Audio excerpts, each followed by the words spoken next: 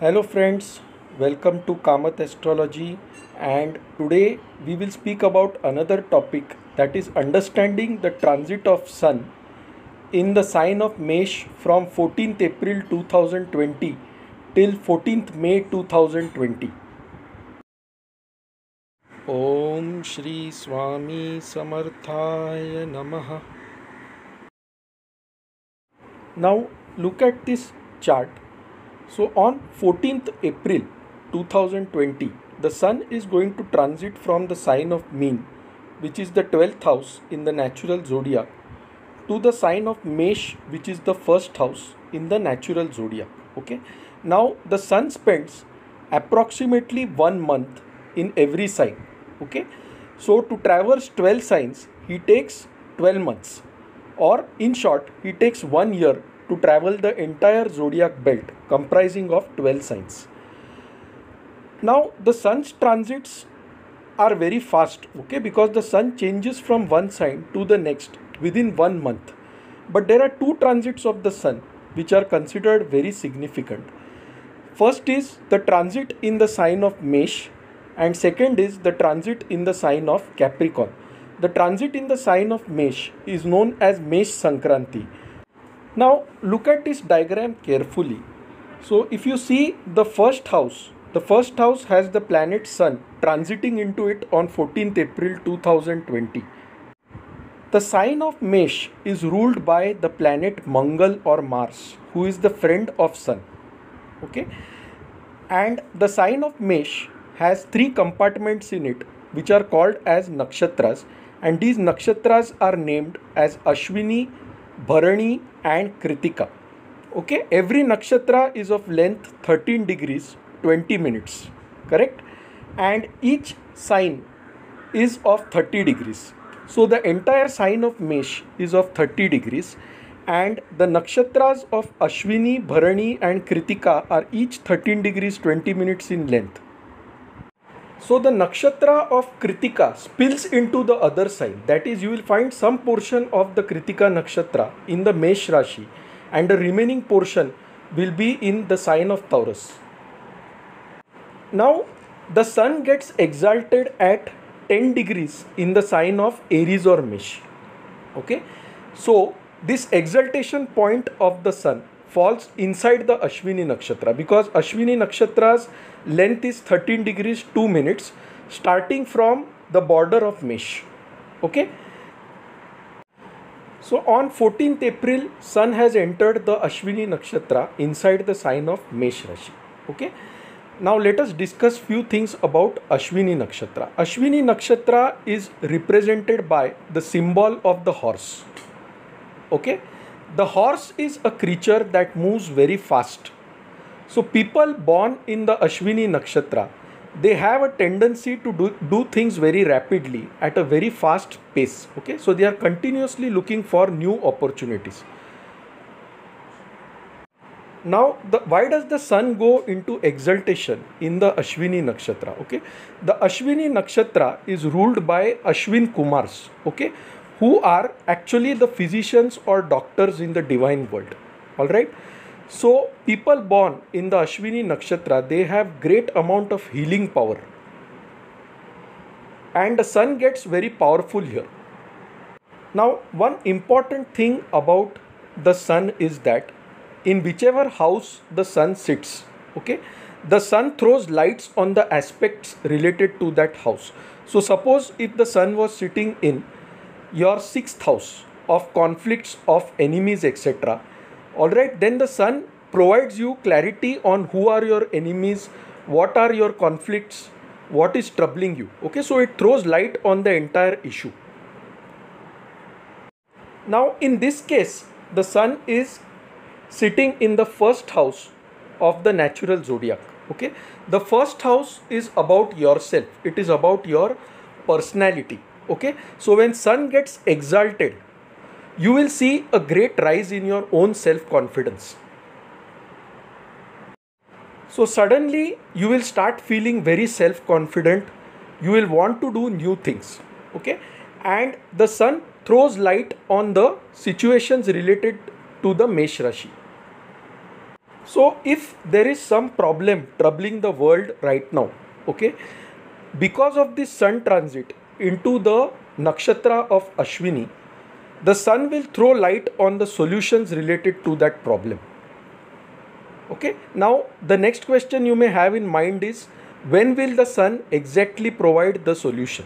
Okay, so when the sun is close to 10 degrees in the nakshatra of Ashwini, the sun can throw light on the problems. What do I mean by this? See, the entire sign of Mesh is 30 degrees in length, and sun moves from one sign to the next within 30 days. Correct? This means that every day the sun covers 1 degree in the sign in which he is present. So to cover 10 degrees in the sign of Mesh, the sun will take approximately 10 days. The sun has entered into the sign of Mesh on 14th April. So he will cover 10 degrees within the next 10 days, that is by 24th April. So around 24th April, if there is a problem ailing the world, if there is a problem that has come in the world, there will be some small solution to that problem. Now note one thing, when I say there will be a small solution, it does not mean that the sun will solve the problem. Okay, the sun will throw light on the problem. He will give you a direction by which you can identify the solution. So if there is some problem that is troubling you constantly, which was not getting solved, now because of this transit of the sun, you will find some kind of solution to that problem very quickly. So in the Ashwini Nakshatra, the sun shows its ability to throw light on issues, to throw light on problems that have been bothering you. Okay, and it shows the healing ability of the sun in this sign. Now after covering the Ashwini Nakshatra, okay, which spans 13 degrees 20 minutes, the sun moves into the next nakshatra, that is the nakshatra of Bharani, which also lies in the same sign of Mesh. The nakshatra of Bharani is also 13 degrees 20 minutes in length, and it falls completely in the sign of Mesh. Now Bharani Nakshatra is represented by a blossoming woman, okay, a 16-year-old beautiful woman. So it represents the scenario where honeybees are attracted towards a beautiful flower in order to suck nectar from the flower. Okay, so when sun enters into the Bharani Nakshatra, what happens is our mind gets attracted towards something beautiful. Okay, so there is one problem here. We may get so attracted to that thing that we may break the societal norms and fall prey to that beauty. Okay, and later on we may regret falling prey to that beauty. Okay, now why does this happen? Because the Bharani Nakshatra is ruled by Venus or Shukra, who is the lord of attraction, who is the lord of comforts.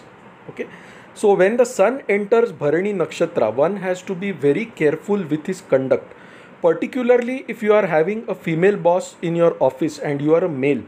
Okay, you should be very careful when interacting with her. Under no circumstances should you get attracted to her and fall prey to such situations. So this is a possible consequence of the sun's movement into the Bharani Nakshatra. Now after crossing the Bharani Nakshatra, the sun moves into the next nakshatra of Kritika. Some portion of the Kritika Nakshatra lies in the sign of Mesh and the remaining portion falls in Taurus. Now the Kritika Nakshatra is represented by Kartikeya, the lord of war and the son of Lord Shiva. Okay, this nakshatra also represents criticism, it represents surgeries, cuts, etc. Okay, and the sun becomes very powerful here.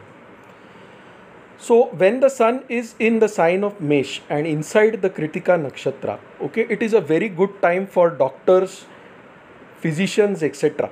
Alright, so the sun gives you an intense drive to do things in a proper way, and it gives you extreme success. So this is the result of the sun's transit in Kritika Nakshatra. So it brings about a transformation into something good. It gives you a good end result. Now let me tell you a few interesting things about the sun. Okay, the sun is actually a star as per science. and it is the star which is closest to the earth. So when you look at the sun, it appears as a bright ball full of gases, okay, and which is radiating light in all directions, and this light nourishes the universe by creating plants and sustaining life on earth. Without the sun there would be no evaporation of water and there would be no rain, okay.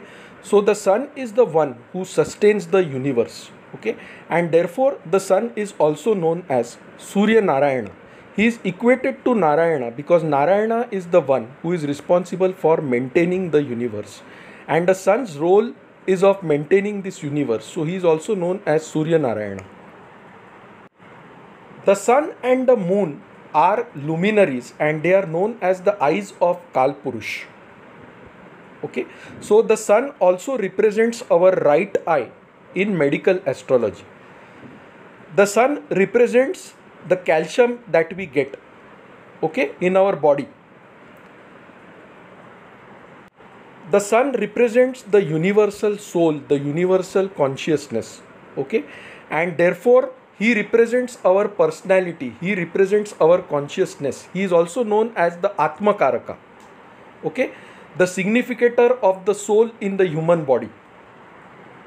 So inside the globe of the sun, inside the disk of the sun, in reality there is a deity situated, okay, and this deity rides through the sky. In Vedic lore, the sun is the child of Kashyap and Aditi, okay. He is therefore a Deva and the brother of Indra, Agni and other gods. The sun is the king of all planets. You see, all planets revolve around the sun, okay. On the other hand, it is not the sun who revolves around other planets. So all the planets revolve around the sun. Sun is therefore the king, and therefore sun represents the government, people in high authorities, bosses at your workplace, etc. Sun represents your self-confidence. So if sun is weak in your horoscope, there can be many problems.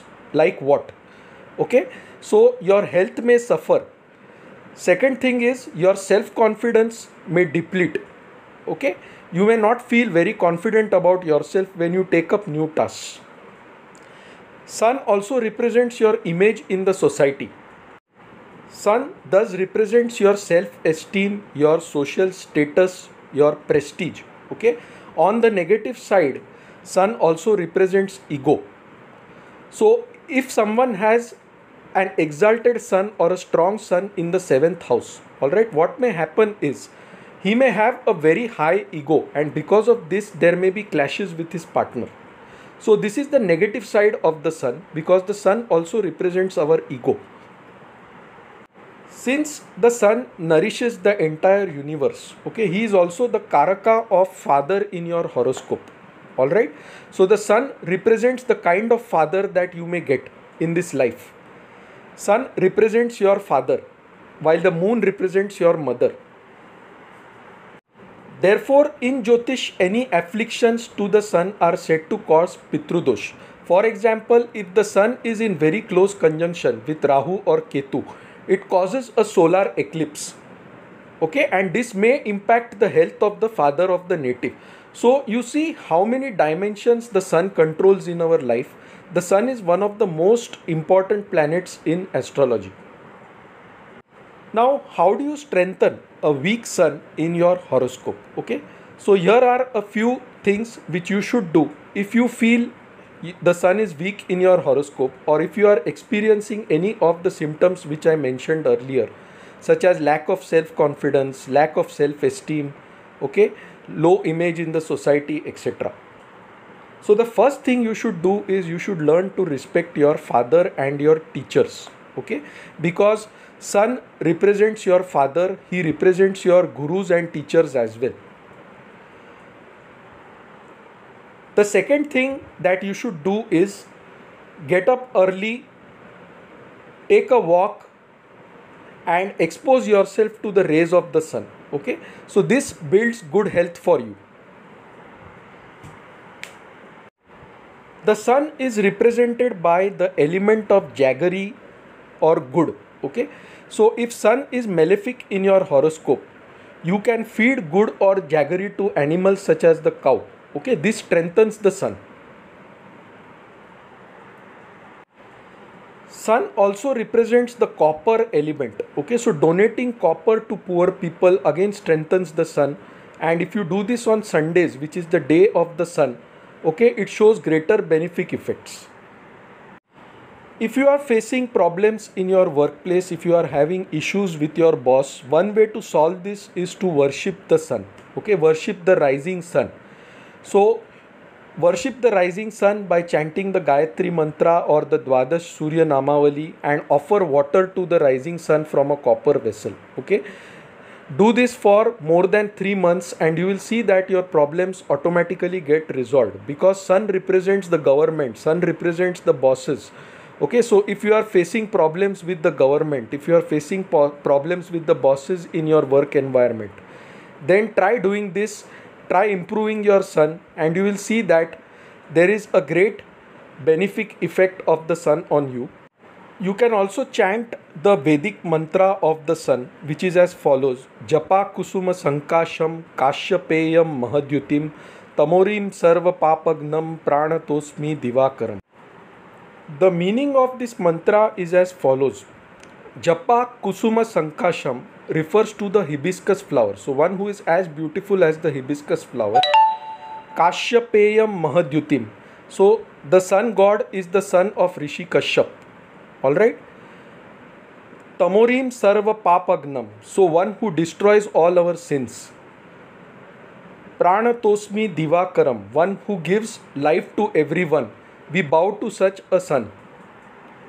There is also the beautiful Dwadash Namavali Stotra, which tells us the 12 names of the sun and sings his glory. So it is as follows: Om Suryaya Namaha, Om Ravaye Namaha, Om Mitraya Namaha, Om Bhanave Namaha, Om Khagaya Namaha, Om Pushne Namaha, Om Hiranyagarbhaya Namaha, Om Marichaye Namaha, Om Adityaya Namaha, Om Savitre Namaha, Om Arkaya Namaha, Om Bhaskaraya Namaha.